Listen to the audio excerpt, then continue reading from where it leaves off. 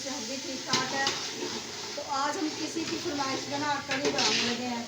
हमारे हमसाए हैं, उन्होंने बोला हमें आप कढ़ी बना के खिलाओ। तो हमने बोला कि मैंने तो वैसे जान छुड़ाई हुई थी, मैंने कहा क्योंकि हम 2-3 दिन के बाद तो कढ़ी बना लेते हैं।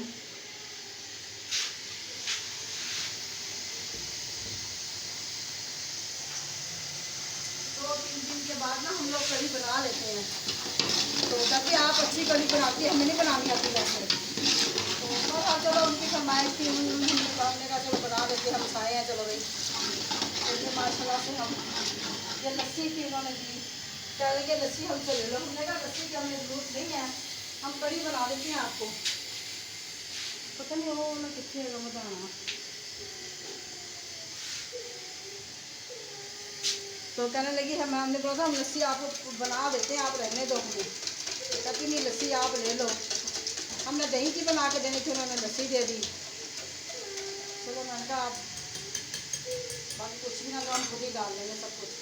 इसमें लाल रखवान रहे ये देखते हैं। इसके ऊपर हमने माशाल्लाह अब ये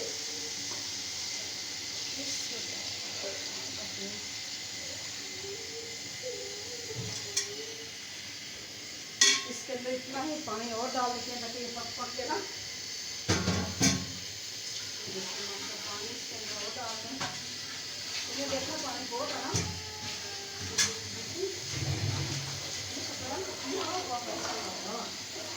हाँ सही लग रहा है बेसन मेरा मैं तो जैसे ये तो सही लग रहा है। ये देखिए अब इसके अंदर पानी डाल देते हैं। ये नहीं बस इतना पानी अब हमने और डाल दिया। अब ये माशाल्लाह से इसके अंदर मैंने ज़ीरा नहीं डाला था, अब ज़ीरा डालेंगे इसके अंदर।